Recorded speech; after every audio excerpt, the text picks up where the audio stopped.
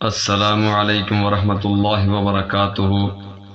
نحمدہ ونصلی علی رسولہ الکریم، اما بعد فاعوذ باللہ من الشیطان الرجیم، بسم اللہ الرحمن الرحیم۔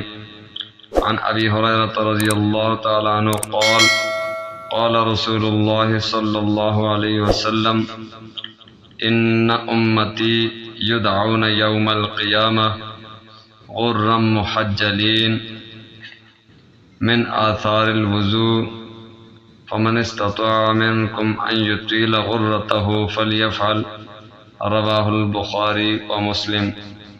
اللہم صل علی محمد وعلی آل محمد کما صلیت علی ابراہیم وعلی آل ابراہیم انک حمید مجید۔ اللہم بارک علی محمد وعلی آل محمد کما بارکت علی ابراہیم وعلی آل ابراہیم انک حمید مجید۔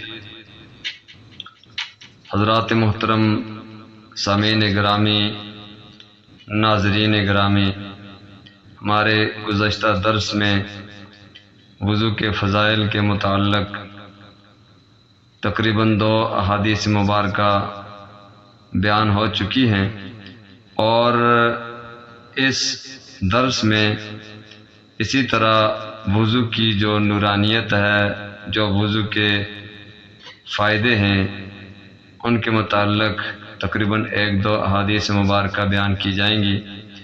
بخاری اور مسلم شریف کی روایت کردہ حدیث مبارکہ حضرت ابو ہریرہ رضی اللہ تعالیٰ عنہ سے یہ مروی یہ حدیث مبارکہ ہے، جس کا مضمون یہ ہے کہ قیامت کے دن اعضائے وضو کی نورانیت اور چمک وضو کی وجہ سے ہوگی۔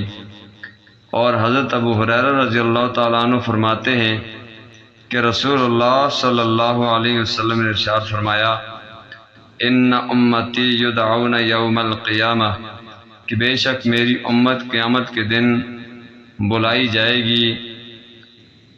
اور پھر فرمایا غرم محجلین، کہ جن کے اعضائے وضو کی برکت سے، وضو کی نورانیت سے چمک رہے ہوں گے، یعنی کہ چہرہ اور اسی طرح ہاتھ اور پاؤں، یہ جو اعضائے وضو میں دھوئے جاتے ہیں، وضو کی برکت سے، وضو کی نورانیت سے چمک رہے ہوں گے۔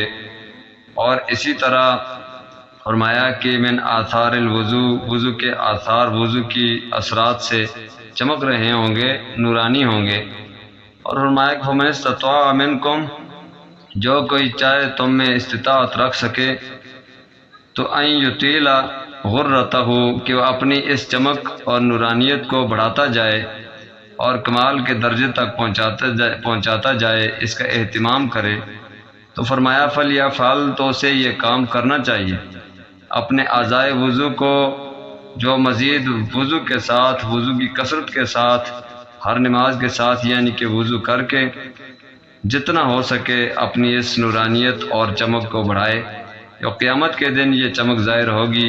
دنیا میں اگرچہ یہ چمک اور نورانیت ظاہر نہیں ہوگی، بظاہر تو صفائی اور ستھرائی ہی نصیب ہوگی، حدث اصغر سے انسان کو نجات ملے گی، لیکن قیامت کے دن انشاءاللہ یہ نورانیت انسان کو نصیب ہوگی، اور وہاں پر یہ پتہ چلے گا کہ وضو کی خیر و برکات اور فائدے اور نورانیت کتنی ہے۔ اور اسی طریقے سے ایک اور حدیث مبارکہ میں حضرت ابن عمر رضی اللہ تعالیٰ عنہ ان سے یہ مروی ہے، اور یہ ترمذی شریف کی یہ روایت ہے۔ عن ابن عمر رضی اللہ تعالیٰ عنہ قال قال رسول اللہ صلی اللہ علیہ وسلم من توضأ علی طہر کتب لہ 10 حسنات، رواہ الترمذی۔ امام ترمذی رحمہ اللہ نے حدیث مبارکہ بیان فرمائی، حضرت ابن عمر رضی اللہ تعالیٰ عنہ سے مروی ہے کہ رسول اللہ صلی اللہ علیہ وسلم نے ارشاد فرمایا، جو شخص وضو کرے حالت جو وہ پاکی کی حالت میں بحالت وضو، تو فرمایا کہ دوبارہ وضو کرے تو اس کو وضو کے بدلے میں، وضو کے بدلے میں 10 نیکیاں اس کے لیے لکھی جاتی ہیں۔ یہ علماء فرماتے ہیں کہ یہ وضو وہ وضو کہ جس سے پہلے کوئی عبادت نہ کی ہو تو وہ وضو دوبارہ نہیں کرنا چاہیے، اس لیے کہ پہلے وضو بالکل صحیح سلامت موجود ہے۔ اگر پہلے اس وضو کے ساتھ کوئی عبادت کر لی ہے تو پھر دوبارہ وضو کرنا چاہیے۔ یا گرمیوں کے موسم میں اگر انسان کو گرمی لگ گئی اور پہلے وضو ہے تو دوبارہ وضو کرنا مستحب ہے، اچھا کام ہے، کوئی غلط کام نہیں ہے۔ تو یہ وضو کی خیر و برکات ہیں، اور وضو پر وضو جو وہ 10 نیکیاں ملتی ہیں، تو اللہ تعالیٰ ہم سب کو وضو کی خیر و برکات قرآن و سنت کے مطابق حاصل کرنے کی توفیق عطا فرمائے۔ اس ویڈیو کو لائک کریں اور زیادہ سے زیادہ شیئر کیا کریں تاکہ اچھے مسائل خیر کے جو باتیں ہیں، قرآن و سنت کی باتیں یہ تاکہ دوسروں تک پہنچ سکیں۔